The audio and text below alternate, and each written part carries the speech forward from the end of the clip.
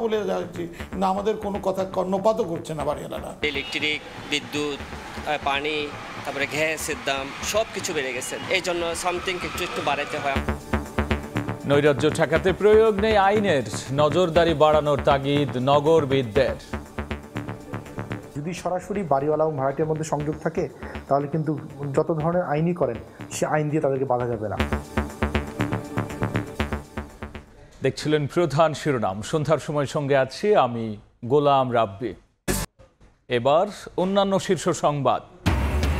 বিশ্ব ইজতেমা, ইবাদত বন্দেগীতে মশগুল মুসল্লিরা। টঙ্গীর তুরাগ তীরে লাখো মানুষের জুমার নামাজ আদায়, দেশ ও জাতির মঙ্গল কামনায় দোয়া। সমস্ত মুসলমানের মধ্যে যে হামদরদ তৈরি হয়ে যায়, মহব্বত, যে এটাই আমরা চাই আল্লাহ তাআলার কাছে। সারা বিশ্বের মানুষের জন্য দোয়া করব, আমাদেরকে সকল গুনাহ থেকে আল্লাহ তাআলা মাফ করে দেন। নির্বাচন রাজনীতি নিয়ে 12 দলীয় জোটের সঙ্গে বিএনপির লিয়াজো কমিটির আলোচনা। ফ্যাসিবাদ ঠেকানোর ঘোষণা জামায়াতের, গণহত্যার বিচার দাবিতে ছাত্র শিবিরের মিছিল। জলাবদ্ধতা নিরসনের 10 কোটি টাকাই জলে। আওয়ামী লীগ সরকারের বিরুদ্ধে চট্টগ্রামে খাল খননের নামে ব্যাপক লুটপাটের অভিযোগ। পরিদর্শনে গিয়ে উপদেষ্টার ক্ষোভ।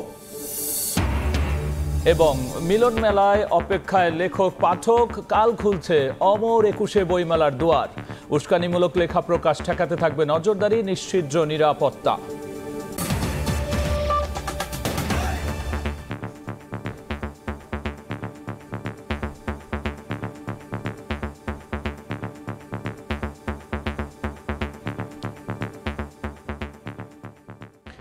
রাজধানীতে প্রতি বছর কোনো কারণ ছাড়াই বাড়ি ভাড়া বাড়ানো যেন নিয়মে পরিণত হয়েছে। আইনি বাধ্যবাধকতার তোয়াক্কা না করে নিজ নিয়মে ভাড়া বাড়িয়ে চলেছেন বাড়িওয়ালারা। লাগামহীন বাসা ভাড়া নিয়ন্ত্রণে সরকারের হস্তক্ষেপ চেয়েছেন ভাড়াটিয়ারা। অন্যদিকে নগরবিদ আর আবাসন বিশেষজ্ঞরা বলছেন, ভাড়া নিয়ন্ত্রণে নজরদারি বাড়ানোর পাশাপাশি এই খাত থেকে রাজস্ব আদায় করা গেলে লাভবান হবে সরকার। মেহেদি হাসানের রিপোর্ট। অতিরিক্ত জনসংখ্যার চাপ সামাল দিতে হিমশিম খাচ্ছে রাজধানী ঢাকা। বিভিন্ন পরিসংখ্যান বলছে 306 বর্গ কিলোমিটারের এই শহরের বর্তমান জনসংখ্যা 2 কোটিরও বেশি। জনসংখ্যার সঙ্গে পাল্লা দিয়ে বেড়েছে বাসা ভাড়া। একদিকে দ্রব্যমূল্যের ঊর্ধ্বগতি, অন্যদিকে বছর বছর বর্ধিত বাড়ি ভাড়ায় নাভিশ্বাস উঠেছে কর্মজীবীদের। 7 বছর যাবৎ চম্পাপালের বসবাস ধানমন্ডিতে। আয়ের সঙ্গে সঙ্গতি রেখে খুঁজতে বেরিয়েছেন বাসা। কথা প্রসঙ্গে তিনি জানান, পছন্দের বাসায় উঠতে গুনতে হবে বাজেটের দ্বিগুণ ভাড়া। 1200 স্কয়ার ফিট বলেই আমি 40,000 টাকা ভাড়া বাড়াবো, প্লাস তার সাথে সার্ভিস চার্জ, যেটা এখন সবচেয়ে বেশি সমস্যা হয়ে দাঁড়িয়েছে। কিছু কিছু জায়গায় সার্ভিস চার্জ 8,000 টাকা চাচ্ছে। আমার রেন্টের থেকে অনেকটা বেড়ে যাচ্ছে। এলাকা ভেদে যেখানে অনেক সচ্ছল মানুষও হিমশিম খাচ্ছে বাড়তি ভাড়ার কাছে, সেখানে মধ্য ও স্বল্প আয়ের মানুষের কাছে এটা এখন গলার কাটা হয়ে দাঁড়িয়েছে। দিনমজুর রিক্সা চালাইয়া ডেলি 400-500 টাকা কামাইয়া আমার অনেক কষ্ট হয়ে যায়। আমার পরিবার চালাই না, খুবই আমার হিমশিম খাইতে হয়। এবার 2000 টাকা আরও বাড়ছে। বাসা খুঁজতেছি একটু সাইডে, যেন বাসা ভাড়া একটু কম হইলে, আসলে ভাই বুঝেন না, ঢাকার বাসায় অনেক খরচ এমনিই হয়ে যায়। ক্যালেন্ডারে পাতা ঘুরে জানুয়ারি এলেই যেমন বেড়ে যায় বাসা ভাড়া, তেমনি সরকারি অর্থে মেট্রো রেল নির্মিত হলেও বাড়ির মালিকের যেন পোয়াবারো। যে কারণে এই মিরপুর অঞ্চলে মেট্রো রেল চালুর পর থেকেই হু হু করে বেড়েছে বাসা ভাড়া। বাংলাদেশ ভাড়াটিয়া পরিষদের তথ্য বলছে, গেল 10 বছরে রাজধানীতে ভাড়া বেড়েছে 5 গুণ। ভাড়াটিয়াদের পক্ষে কথা বলা এই সংগঠন বাড়তি ভাড়ার যৌক্তিকতা চ্যালেঞ্জ করে একাধিক সরকারি দপ্তরের দ্বারস্থ হলেও আসেনি কোনো সমাধান। বারবার আমরা যাচ্ছি, কিন্তু আমাদের কোনো কথা কর্ণপাতও করছে না বাড়িওয়ালারা। সরকার তো কোনো কথাই বলতেছে না। আওয়ামী লীগ বলেন, বিএনপি বলেন, জামাত বলেন, যারাই বলেন, তারা কেউ কোনো কথা বলতে রাজি নয়। কারণ এর মালিকানা আসে হচ্ছে তারাই। বাসা ভাড়ার জন্য মোট আয়ের 30% নির্ধারিত থাকলেও এলাকা ভেদে তা দ্বিগুণ হয়। নিরাপদ আবাসন নাগরিকদের মৌলিক অধিকার উল্লেখ করে স্থপতি ও নগরবিদরা বলছেন, ভাড়া নিয়ন্ত্রণে আইন প্রয়োগের ব্যর্থতার পরিচয় দিয়েছে সরকার। সরকার যদি কোনো একটা সংস্থা তৈরি করে, ভাড়াটিয়া যদি সেখানে যদি আমরা ভাড়াটা জমা দিই, সেটা একটা পার্সেন্টেজ সরকার কিন্তু পুরো প্রক্রিয়া থেকে নিতে পারে। বিশ্বের অনেক দেশে এভাবেই জিনিসটা চালু হয়। কারণটা যে যদি সরাসরি বাড়িওয়ালা এবং ভাড়াটিয়ার মধ্যে সংযোগ থাকে তাহলে কিন্তু যত ধরনের আইনই করেন সে আইন দিয়ে তাদেরকে বাধা যাবে না। ভাড়া নিয়ন্ত্রণে বাড়ি ভাড়া নিয়ন্ত্রণ আইন প্রণয়ন করা হয়েছে 1991 সালে। প্রায় 3 যুগ পেরোলেও গঠিত হয়নি স্বতন্ত্র নিয়ন্ত্রক সংস্থা, নজরদারির জন্যও নেই কোনো মনিটরিং সেল। মেহেদী হাসান, সময় সংবাদ, ঢাকা। আল্লাহর শ্রেষ্ঠত্বের ধ্বনিতে মুখর টঙ্গীর তুরাক্তের বিশ্ব ইজতেমার প্রথম পর্বের প্রথম দিনে জুমার নামাজে ঢল নামে মুসল্লির। মূল ময়দান ছাপিয়ে সড়ক অলিতে গলিত নামাজ আদায় করেন তারা। দোয়া করেন দেশ আর জাতির মঙ্গলের জন্য। খিত্তায় খিত্তায় তালিমি বয়ান আর জিকির আসগারে মশগুল মুসল্লিরা। তোহা খান তামিমের রিপোর্টে বিস্তারিত। শুক্রবার মাগরিবের নামাজের পর স্বল্প আলোর মধ্যেই বয়ানের মুগ্ধতা ছড়িয়ে পড়ে পুরো ইজতেমা ময়দানে। মাওলানা আহমদ লাটির বক্তৃতার মাধ্যমে কার্যক্রম শুরু হয় সন্ধ্যার। এছাড়া খিত্তায় খিত্তায় চলে দ্বীনি আলোচনা।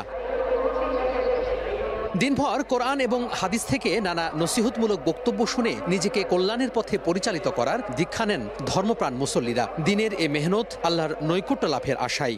পাপ মুক্ত করবার নাকি আসি, বয়ান শিখি, নমাজ শিখি, কাদা কারণ জানি। পৃথিবীর আনাচে কানাচে এই দাওয়াতের কাজ পৌঁছাচ্ছে শুধু ইজতেমার কারণে। এই দাওয়াতের কাজ যতদিন থাকবে ততদিন এই দিন ঠিক থাকবে। এর আগে জুমার নামাজে আল্লাহু আকবার ধ্বনিতে মুখরিত হয় টঙ্গীর তুরাক্তের। সিজদাবনত অবস্থায় বান্দা নিজেকে সঁপে দিয়ে আত্মসমর্পণ করেন মহান রবের কাছে। 160 একরের মূল ময়দান ছাড়াও আশপাশের এলাকা পরিণত হয় জনসমুদ্রে। দেশ ও জাতির মঙ্গল কামনায় হাত তোলেন আল্লাহর দরবারে। 58তম বিশ্ব ইজতেমার জুমার নামাজে অংশ নেন লাখো মানুষ। দেশের সবচেয়ে বড় এ জামাতে অংশ নিতে পেরে নিজেদের সৌভাগ্যবান মনে করেন মুসল্লিরা। আমাদের যে হেদায়েতের ক্ষুধা, এই ক্ষুধাকে যেন আমরা ভক্ষণ করতে পারি। আমাদেরকে সকল গুনাহ থেকে আল্লাহ তাআলা মাফ করে দেয় এবং জান্নাতে নেওয়ার জন্য আল্লাহ যেন কবুল করিয়ে নেয়। বিশ্ব ইজতেমাকে জুড়িয়া করি সমস্ত বিশ্বের মুসলমানদের হেদায়েতের ফসলা আল্লাহ তাআলা যেন করিয়া দেয়। ইজতেমার প্রথম পর্বের প্রথম ধাপে অংশ নেন 41 জেলা ও ঢাকার একাংশের মানুষ। লাখো মানুষের গণজমায়েতে ধর্মপ্রাণরা বলছেন, জুমার নামাজের কাতারের মতো বৈষম্যহীন আর ঐক্যের সমাজ প্রতিষ্ঠা করতে কাজ করবেন তারা। 2 ধাপের টানা 6 দিনের বিশ্ব ইজতেমার প্রথম পর্ব শেষ হবে আগামী 5 ফেব্রুয়ারি। তোহা খান তামিম, সময় সংবাদ, টঙ্গী, গাজীপুর। এই মুহূর্তে টঙ্গীর ইজতেমা ময়দানে আছেন সহকর্মী আল আমিন তুষার। সরাসরি যাচ্ছি তার কাছে।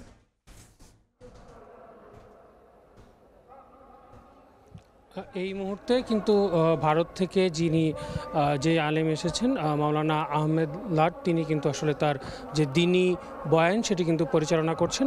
মাগরিবের নামাজের পর থেকেই কিন্তু তার এই বয়ান শুরু হয়েছে এবং তার এই বয়ান যেহেতু উর্দু ভাষায় তিনি দিচ্ছেন, সেটা বাংলায় কিন্তু তর্জমা করছেন বাংলাদেশে আরেকজন মাওলানা ওমর ফারুক। তিনি কিন্তু আসলে সেই এই যে তর্জমা, তার যে বয়ান তার তর্জমা কিন্তু করছেন বাংলা ভাষায়। যেহেতু বাংলাদেশে বাংলা ভাষাভাষী মানুষের সংখ্যায় বেশি, সেই জায়গা থেকে মুসল্লিদের কথা মাথায় রেখে, অংশগ্রহণকারীদের বেশিরভাগই বাঙালি, সেটা মাথায় রেখে বাংলায় কিন্তু প্রতিটি বয়ানইভাবে তর্জমা করে দেওয়া হচ্ছে। এর বাইরেও যেহেতু পুরো 160 একর জায়গা জুড়ে মুসল্লিরা বিভিন্ন সময় তাদের জায়গা থেকে প্রতিটি আলাদা আলাদা খিত্তায় কিন্তু তাশকিলি যে বয়ান, সেই বয়ানও কিন্তু চলছে এবং মুসল্লিরা তাদের যে শিখার জায়গা, দ্বীনি দাওয়াত পরিচালনার জন্য যে যা শিখতে হবে সেগুলো কিন্তু তারা আসলে শিখছেন। এর বাইরেও ইসলাম যে একটি ধর্ম, সেই ধর্ম অর্থাৎ জীবন ব্যবস্থা, সেই জীবন ব্যবস্থায় চলাচলের জন্য কি করা উচিত, কি করা উচিত নয়, কিভাবে করা উচিত, সেই সকল ধরনের জানাশোনা সেগুলো কিন্তু তারা আসলে এই তাশকিলি বয়ান এবং এই দ্বীনি আমলগুলোর মাধ্যমে, দ্বীনি বয়ানগুলোর মাধ্যমে তারা আসলে এখান থেকে শেখার চেষ্টা করছেন। এবং আমরা যখন সাধারণ মুসল্লিদের সঙ্গে কথা বলছিলাম, ইজতেমা ময়দানের ভেতরে যারা রয়েছেন, তারা আসলে যেমনটা আমাদেরকে বলছিলেন যে তাদের এখানে আসার মূল উদ্দেশ্য হলো এই দিন শিক্ষা করা এবং দিন শিখে এবং এই দিনকে অর্থাৎ ইসলামকে আসলে সামনে প্রচার করা, দেশের বাইরে এবং বিশ্বের প্রতিটি অংশে আসলে ইসলামকে পৌঁছে দেওয়া, ইসলামের শান্তির বার্তা আসলে পৌঁছে দেওয়ার চেষ্টাই আসলে তারা করছেন। ইসলামের যে শান্তি এবং অসাম্প্রদায়িক যে ইসলাম, সেই জায়গা থেকে সেগুলো কিন্তু আসলে তারা প্রচার করার চেষ্টা করছেন। শান্তির ধর্ম ইসলাম, সেগুলো আসলে তারা প্রকাশ করার আসলে চেষ্টা করছেন। এবং আমার যে আলেম যারা আসলে বিভিন্ন সময় যে তাদের বয়ান রাখছেন, এবং এই বয়ানের মধ্য দিয়েই কিন্তু আজকের যেই আনুষ্ঠানিকতা আজকে অর্থাৎ প্রথম দিনের এই প্রথম ধাপের প্রথম পর্বের যে আনুষ্ঠানিকতা এই বয়ানের মধ্যে দিয়ে কিন্তু আজকে শেষ হবে, কেননা আগামীকাল সকালে কিন্তু ভোর থেকেই ফজরের নামাজের আগে থেকেই কিন্তু আবারও আনুষ্ঠানিকতা শুরু হয়ে যাবে, কারণ ফজরের পরে কিন্তু আবারও এই যে দিনই বয়ান যেগুলো হয় মূল যে বয়ান মঞ্চ সেখান থেকে বয়ান হওয়া শুরু হবে এবং প্রতিটি নামাজে পড়ে এবং তার পরবর্তী সময় সেই বয়ান শেষে সকালের নাস্তার পরবর্তী সময়ে কিন্তু যে সার্বিক যে তালিমের যে আমলগুলো হতে থাকে সেই আমলগুলো কিন্তু তারা আসলে করবেন এবং সেই আমলগুলোর পরবর্তী সময়ে আবার জোহরের নামাজের পরবর্তী সময়ে কিন্তু তারা সেটা করবেন এবং এভাবে কিন্তু দ্বিতীয় দিনও আসলে এভাবে হতে হবে এবং দ্বিতীয় দিনেরও আমরা আপনাদেরকে দর্শক আপনাদের জানাবো। তো আমাদের টেলিভিশনের বাইরেও আমাদের ডিজিটাল মাধ্যমের থ্রুতেও কিন্তু আপনারা পুরো এই ইজতেমার আপডেট আপনারা জানতে পারবেন। তো এই ছিল এখান থেকে অর্থাৎ টঙ্গী ইজতেমা ময়দান তরফ প্রাঙ্গণ থেকে আমার কাছে সবশেষ তথ্য। বিশ্ব ইজতেমার সবশেষ নিয়ে আমরা সরাসরি ছিলাম টঙ্গীর টুরাক্টের। যাচ্ছি অন্য খবরে। নির্বাচন ও রাজনীতি নিয়ে 12 দলীয় জোটের সঙ্গে বৈঠক করেছে বিএনপির লিয়াজো কমিটি। বিকেলে 4:30টার দিকে রাজধানী গুলশানে বিএনপি চেয়ারপারসনের রাজনৈতিক কার্যালয়ে এই বৈঠক শুরু হয়। দেশের বর্তমান পরিস্থিতি, ভবিষ্যৎ রাজনীতি ও আগামী নির্বাচন নিয়ে আলোচনা হয় বৈঠকে। এ সময় পরবর্তী করণীয় নিয়ে মতামত দেন অংশগ্রহণকারীরা। পরে একই স্থানে জমিয়তে উলামা ইসলাম ও খেলাফত ইসলামের সঙ্গেও লিয়াজো কমিটির বৈঠক হয়। আজকে এত বিশৃঙ্খল হয়ে গেল।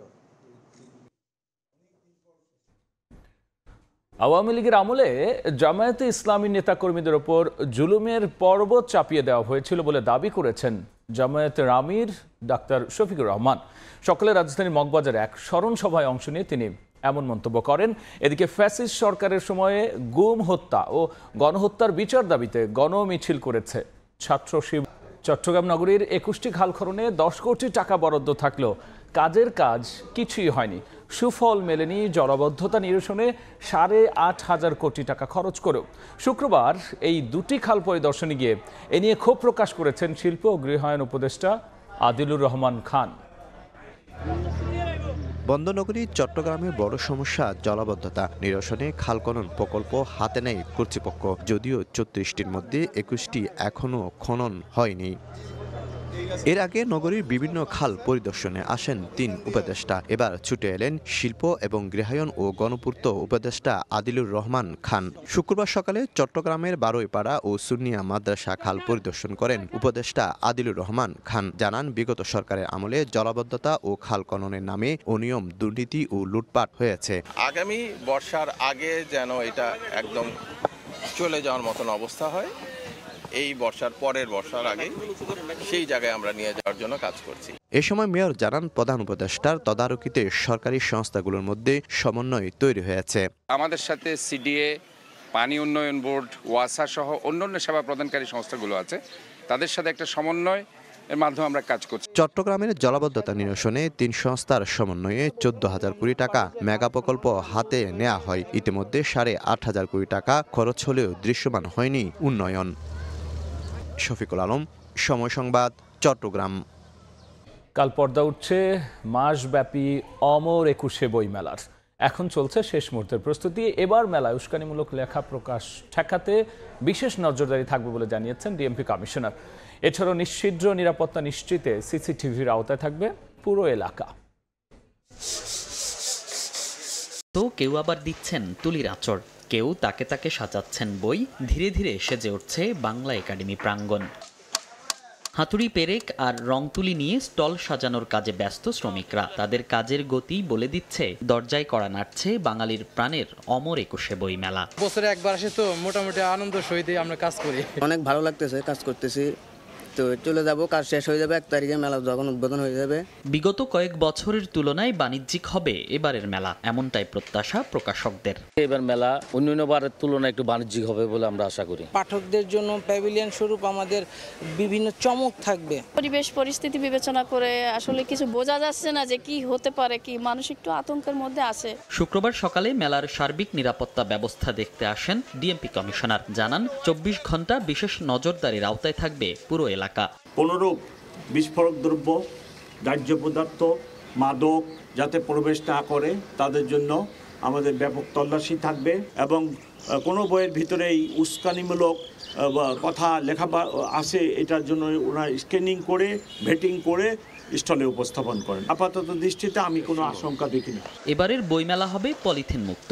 এছাড়াও বিশেষ আকর্ষণ হিসেবে থাকবে জুলাই চত্বর, যেখানে ফুটিয়ে তোলা হবে গণ অভ্যুত্থানের চিত্র।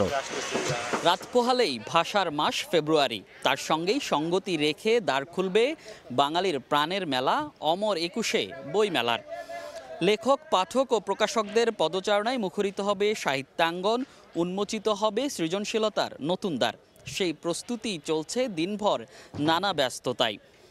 দীর্ঘ ১৬ বছরের স্বৈরশাসনের অবসানের পর নতুন বাংলাদেশে বইমেলার এই আয়োজন ফিরে পাবে নতুন প্রাণচাঞ্চল্য, সেই প্রত্যাশাই সকলের। মনির হোসাইন, সময় সংবাদ, ঢাকা। দেখছেন সন্ধ্যার সময়। নির্ধারিত হলো চ্যাম্পিয়ন্স লিগের রাউন্ড অফ 16-এর প্লে অফের সূচি, যেখানে ম্যানচেস্টার সিটির মুখোমুখি হবে বর্তমান চ্যাম্পিয়ন রিয়াল মাদ্রিদ। লিগ পর্ব শেষে সরাসরি রাউন্ড অফ 16 নিশ্চিত হয়নি রিয়াল মাদ্রিদ, সিটি, বায়ার্নের মতো দলগুলোর। এবার ড্রয়ের মাধ্যমে চূড়ান্ত হলো প্লে অফের সূচি। সেখানেই এবার দেখা হচ্ছে দুই হেভিওয়েট রিয়াল মাদ্রিদ ও ম্যান সিটির। এছাড়াও প্লে অফে অপেক্ষাকৃত কম শক্তিশালী সেল্টিকের বিপক্ষে লড়বে বায়ার্ন মিউনিখ। বরুসিয়া ডর্টমুন্ডের প্রতিপক্ষ স্পোর্টিং লিসবন, ইউভেন্টাসের বিপক্ষে খেলবে পিএসভি। প্লে অফ থেকে ৮ দল নিয়ে চূড়ান্ত হবে রাউন্ড অফ 16। এ পর্যায়ে শীর্ষ সংবাদ জানিয়ে দিচ্ছি আরও একবার। বিশ্ব ইজতেমা ইবাদত বন্দেগীতে মশগুল মুসল্লিরা। টঙ্গীর তুরাকতীরে লাখো মানুষের জুমার নামাজ আদায়, দেশ ও জাতির মঙ্গল কামনায় দোয়া।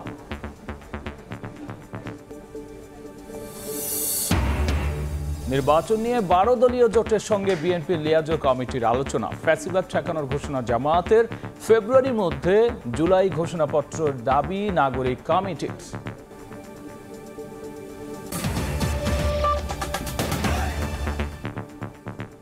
এই ছিল সন্ধ্যার সময়, সঙ্গেই থাকুন সময়ের।